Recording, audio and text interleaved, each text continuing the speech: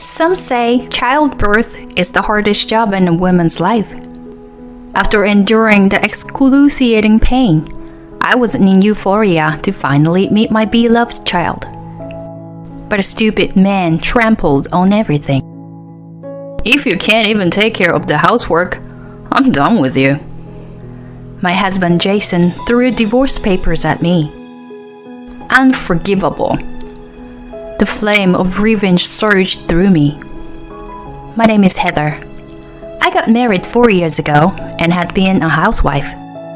We had hoped to have children as soon as we were married. Unfortunately, I wasn't able to conceive even after a while.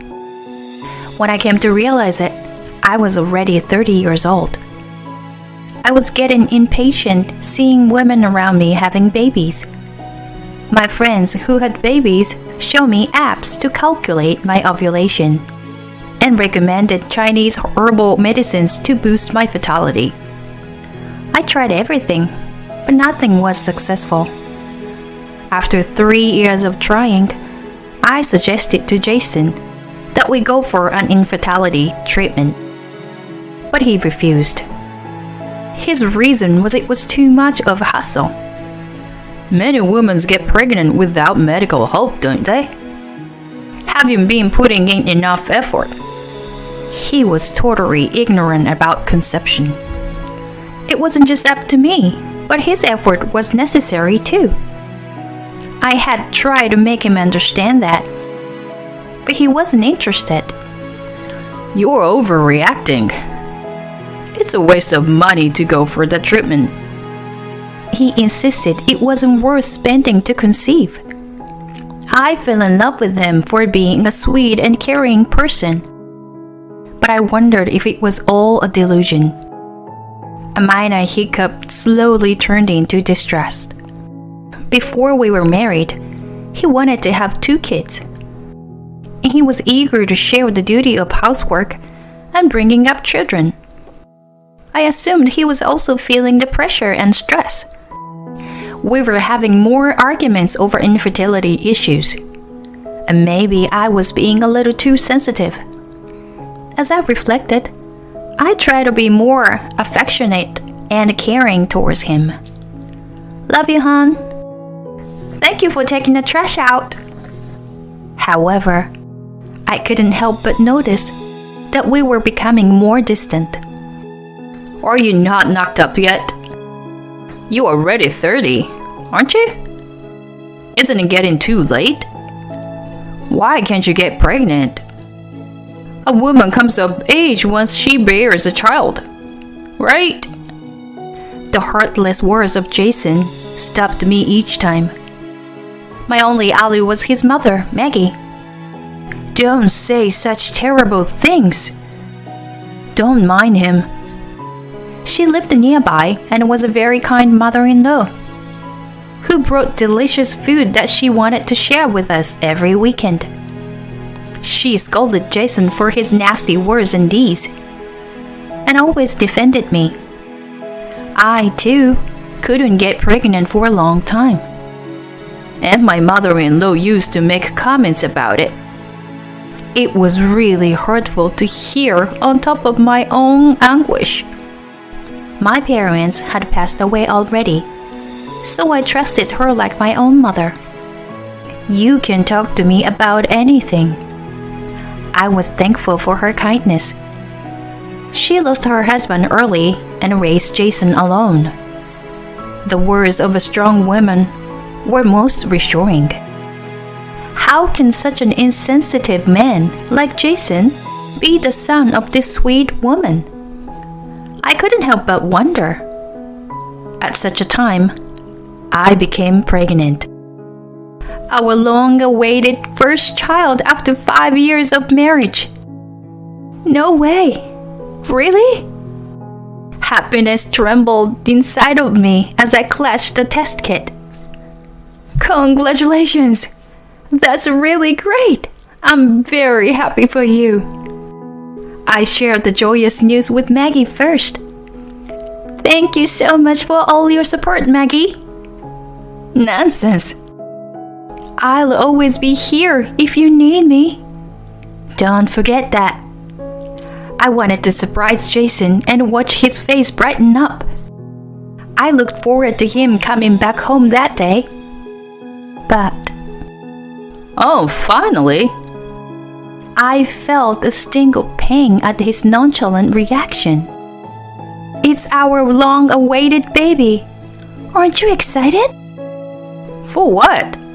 There's nothing to be excited about. It's such a normal thing.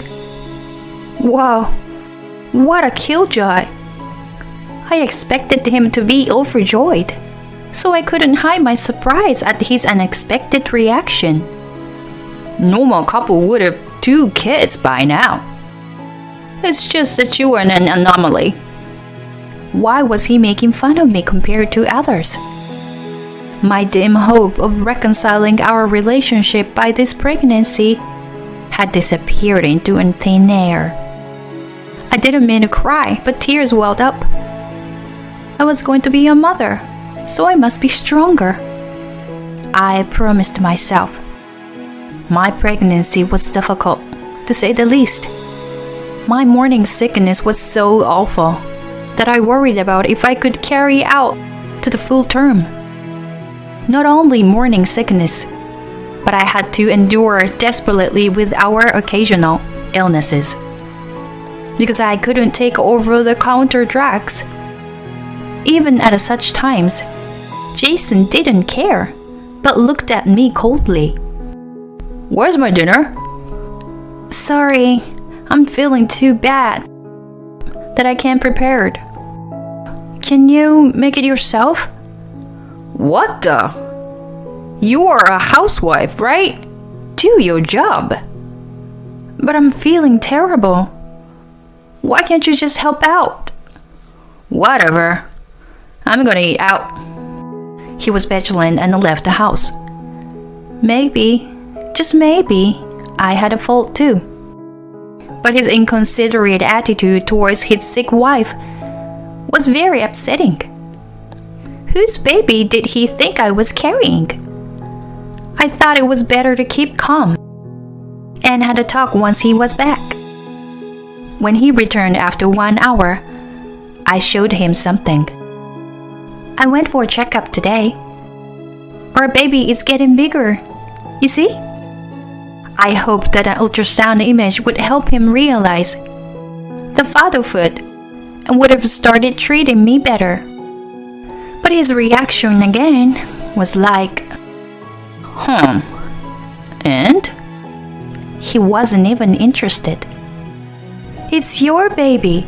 Have a good look. It's just an image. Can nothing work on him anymore? A feeling of resignation was slowly beginning to grow inside me. I couldn't make him get more involved in this pregnancy. So I consulted with Maggie. She was astounded to hear about the incident. She never imagined that her own son was mistreating his wife. I apologize on behalf of him. He's terrible. Please, you don't need to. It wasn't my intention to complain, but I just needed someone to vent to. Can I come over sometime? If I see him acting oddly, I would scold him. I assume he wasn't really gotten a grasp on it. He should come around if I speak to him. Of course, please do. I readily accepted her suggestion. It was important for the baby to be born into happy parents. So, I wanted to fix our relationship. However, my expectation crashed once again. What are you doing here, Mom? I'm helping Heather, of course. It's a huge job to carry a baby to the term. Jason's fullness was unstirred by his own mother. I heard what's been going on. You are terrible. You need to grow up for your future child. Don't rely on Heather too much. It seemed that absolutely nothing could reach his brain. Why do I need to be preached by you, Mom? Is birthing a child so laudable anyway? Heather's been using her pregnancy as an excuse and slacking on housework. She stays at home and brings no money. But she was gonna waste it on infertility treatments. I don't get it at all. I was appalled to find out what he had been thinking. I'm not just slacking. I've been feeling too sick to even do my daily things. Aren't you a housewife? Maintaining good health is part of your job too. Like it was that easy as you say. You know, it doesn't work like that. Blah blah blah. You always have excuses. I'm done here. Me too. I knew it wasn't good for the baby, but I couldn't help raising my voice. He went too far. Calm down. Let's talk it out like adults. Maggie intervened, but there was no use. Jason and I started the Cold War from then on. Maggie tried to mediate between him and me, but all her efforts ended up in the trash. That was all because he refused to talk. He started coming back home late and stayed out almost all day on weekends. We were no longer husband and wife. Nevertheless, I desperately clung to our marriage for the baby. To welcome the baby into the world, I could endure any hardship. I focused on childbirth first and took care of my life from then on. No stress, moderate exercise, and a well-balanced diet. And then came to the day of delivery. The labor was very long, but my healthy daughter was born. It was absolutely unforgettable moment to hold my child for the first time. I was overtaken by love and gratitude for her. Great job, Heather. Congratulations. Maggie, who had been with me all through the labor, was tearing up. By the way, Jason? There was no sign of him anywhere. I couldn't reach him, so I left a message. I'm so sorry for his foolishness. My heart ached for her sorrowful expression. Was it too much to ask for him to be here and celebrate the birth of our first child? As I was thinking, the door of my recovery room was shoved roughly open. Honey! Jason had arrived. Here, take it. He handed me something as soon as he entered. You know, you've been slacking on housework, using excuses of morning sickness and stuff. Such an irresponsible housewife. Just because you've delivered the baby, don't let it go to your head. If you still act the same, I'm divorcing you. I'll reconsider it if you agree to obey my rules. He was waving the divorce papers as he looked down at me. Maggie was the one to stand up to him. Jason, where have you been during the delivery? He ignored her and pressed me to answer him. So, what are you gonna do? Are you gonna change for the better? Huh? Your daughter is just born. Don't you have anything else to say? See, you were spiteful. I'm giving you a chance to change. I was supposed to be out of the hospital the day after tomorrow, but I couldn't think to raise my daughter with him. I asked myself what to do. The answer came easily. I do not need such a loathsome husband. Okay, let me think about it. I'll keep the papers with me. I grabbed them and put them in a safe place. These papers were going to encourage me to stand on my own feet. I was even thankful to Jason for coming up with the idea first. Then he left without a word. Jason's action made Maggie weep hard. Such a monster is really my son? I don't even know how to apologize to you, Heather. Don't worry, Maggie. But now, I want to ask you for a favor. I told her about my plan, that I had been warming up in my head for a while, and asked for her help. On the day of my discharge, I left the hospital earlier than planned. I held my beloved daughter and took a taxi to a certain place where we are going to live for the time being. When we arrived, Maggie was already awaiting us. "How are you, Heather? Come inside." "Thank you. But is it really okay?" "Of course. It's been empty for a while now.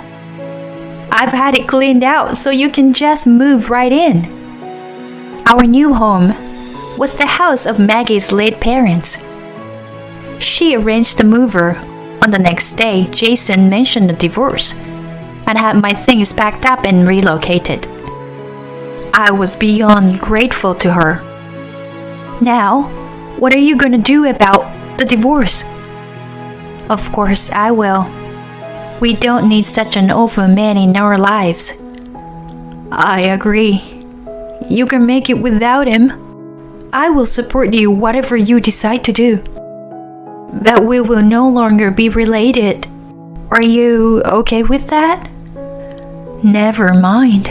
I always think of you as my own daughter anyway. No difference from now on." Her kindness warmed my heart. "I always think of you my own mother too. I wish to keep our new friendship for a long time." We smiled and hugged each other tightly. The three of us will get along just fine. Since then, Maggie and I deepened our friendship. The night I was discharged, Jason called me. Hey, where have you gone? "None of your business." The nurse told me you were already gone when I came by. Weren't you supposed to be out in the afternoon? And your things are all gone from the house. What did you do with the divorce papers? It was the right idea to leave earlier. If we had bumped into each other, my plan wasn't gonna work. Of course. I've signed and left them with my lawyer. What? Why did you do that? What do you mean? You brought them to me. I just wanted you to change your attitude. Besides, how could we divorce now that we have a child? You were such a fool. What? Who do you think you are? You were the fool who doesn't care about our child and suggests to divorce in the first place. Don't regret it. Whatever you say. We are strangers now. But I'll demand proper child support. It is our daughter's right. My lawyer was supposed to contact him for the details later. Jason didn't really think that I was going to divorce him, but I didn't care. Have a nice life. I hang up on him and run to my beloved daughter. I had to be strong for her. I couldn't be intimidated by something like this. Afterward, I sent him my child support request through my lawyer. As for the division of property, I decided to hire Maggie's attorney. I was really grateful to have a strong support system. Jason had finally grasped the reality after a call from my lawyer, and he sounded more and more feeble by day over the phone. Babe, I think I've done terrible things to you. I'm really sorry. So what? So, I'm hoping to get back together for the sake of her daughter. Right. Impossible. I could not just forget and forgive. The calamity on the day of my childbirth was deeply rooted in my brain. It was hideous to know that the guy who looked down on me and made fun of me was now such a wimp. Then he started justifying himself. I was really happy when you got pregnant, but I was also anxious, so I took it on you. You should have been sweeter and more attentive to me. If you thought of me before anyone else. Here he was, still blaming me. I was up to the roof. I blurted out all my frustration at him. How old are you? You sound like you misunderstand a wife as a mother. What an immature baby. You wanted to take care of? That's exactly what I wanted from you. When I would stress about not getting pregnant and sick during my pregnancy, you never showed a hint of sweetness. You only care about yourself. I'll never forgive you. You must not ever get married. You better end your life alone and lonely. I'm serious. Don't ever get in touch with us. I get chills just hearing your voice. I hang up the phone. Wow, I finally hurled out all the frustrations and resentment. I felt so much better than I expected. Are you feeling okay? Yes, so much lighter. We gave high five to each other. We had to become like real mothers and daughters. After that, Jason became a center of gossip at work. People were curious about the divorce right after childbirth, which sounded more like a soap opera. He was too lonely living alone, so he went out binge drinking with his colleagues.